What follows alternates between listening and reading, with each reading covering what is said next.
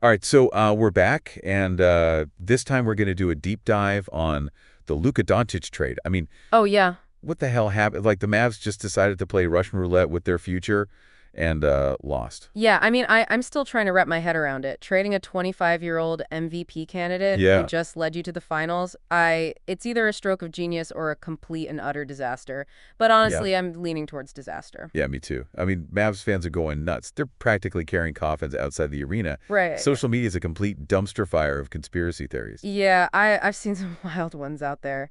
But okay, let's try to break this down. Let's start with Yeah, the official story. Mavs GM Neo Harrison says this is all about building a championship caliber defense. a championship caliber defense. With Anthony Davis, I mean, the guy's made of glass. Right, that's what I'm saying. I mean, they were just in the finals last year with Luka. I'm not buying it. Not at all. It's like they're trying to sell us a broken down Yugo and telling us it's a Ferrari. Yeah, exactly. And this whole better cultural fit thing, come on. What was Luka like too European for them? Right. Didn't wear the right brand of shoes. Give me a break. There's something else going on here. You can smell it. Okay, so let's ditch the official story then. What are we left with? Rumors, speculation? Because those are flying around faster Oh than... yeah, it's a whirlwind out there. But let's start with the big one. The Luka's Supermax extension. Oh, yeah. He was eligible for a massive deal, like Hughes. $345 million. And the word on the street is that the Mavs got cold feet. They got cold feet over $345 million. But the dude's a walking triple-double. I know. He sells jerseys like crazy. I mean, Box who office. wouldn't want to lock him down for that kind of money? Well, that's the million-dollar question, isn't it? And here's where it gets even weirder. Okay? Multiple sources are saying that Harrison only talked to the Lakers about this trade, not a single other team. So you're telling me they had the most sought-after player in the league? Arguably, And they didn't even shop him around. That's either incompetence of epic proportions or... or they had a buyer lined up from the get-go, a buyer with very deep pockets and a history of getting exactly what they want, a buyer who could offer them something a little more than just players and draft picks. You're talking about the Lakers, right? The NBA's golden child. Yeah, the team that seems to play by a different set of rules. Right. And don't forget, Harrison has a history with Anthony Davis. They were together with the Pelicans. Oh, yeah, I forgot about that. Coincidence? I don't think so. Okay, so we've got a reluctant owner, a shady GM, and a team that's known for bending the rules. This is starting to sound like a conspiracy thriller. And we haven't even touched on the Vegas connection yet. Oh, yeah, the Vegas connection. Mark Cuban sold the Mavs to the Avidon family last year, right? That's right. And where do the add-ons have most of their investments? Vegas, Sin City, land of gambling, and, well, questionable decisions. Exactly, and there's been talk that they want to move the Mavericks to Vegas. They've been making moves that kind of back that up. Yeah, some things that don't quite add up unless you factor in a potential move. So this whole trade is a way to, like, tank the team's popularity in Dallas, make the fans so miserable that they'll be happy to see the team leave. It's not as crazy as it sounds. And don't forget the rumors about the Avidons pushing for gambling legalization in Texas. Oh, right. A struggling Mavericks franchise could give them some leverage in those negotiations. Man, this is getting deep. This is like NBA meets House of Cards.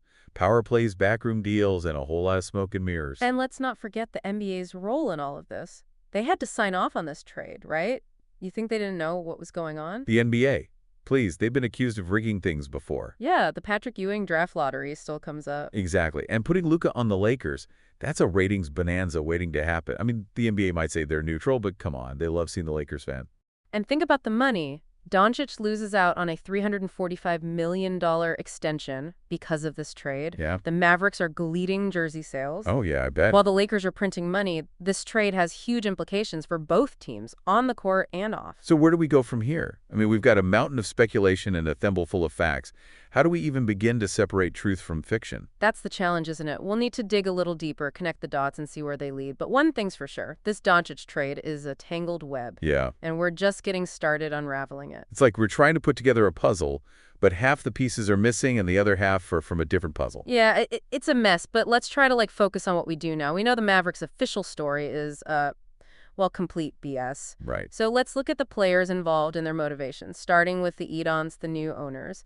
Do they really want to move the team to Vegas that bad? I mean, Dallas is a good basketball city, I think. Yeah, but it's not just about the city itself, it's about money.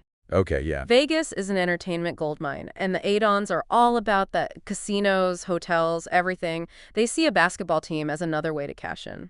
But wouldn't they make more money with Luka on the team? I mean, he's a huge star. Short term, yeah.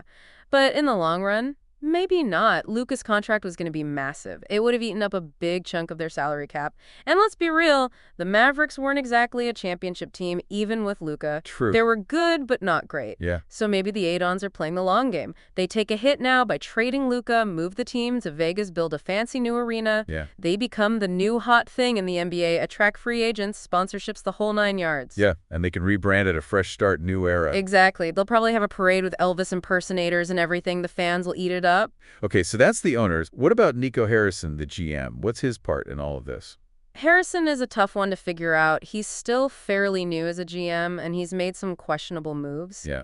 But this whole thing with only talking to the Lakers, that's a huge red flag. Yeah. It just feels like a deal that was made beforehand. Maybe he's just incompetent. Maybe he got outplayed by the Lakers. Come on. The Lakers are ruthless when it comes to trades. That's true. They're like sharks. They always seem to come out on top. So let's say Harrison's in on this. What's his motivation? Is he getting a cut from the Aidons?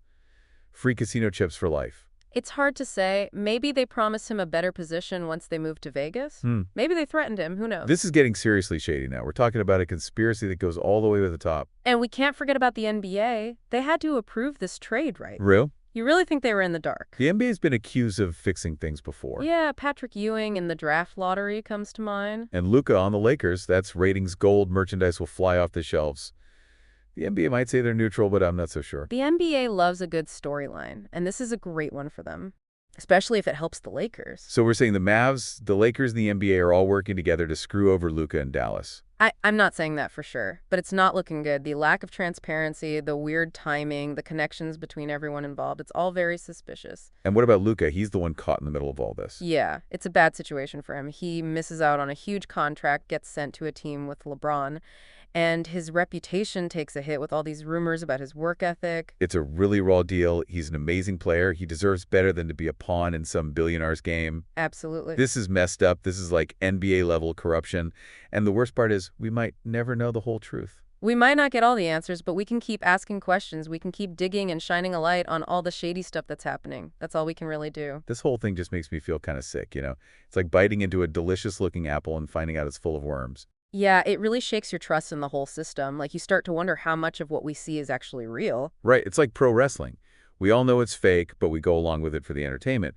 But this Doncic trade, it just feels different. It feels like a straight-up betrayal. And it makes you feel about the future of the NBA. Like, if teams can just trade away their best players whenever they want, what does that say about player empowerment? What kind of message does that send to young guys coming into the league? Yeah, like they're saying, hey, kid, you're good, but not that good. We can replace you in a heartbeat.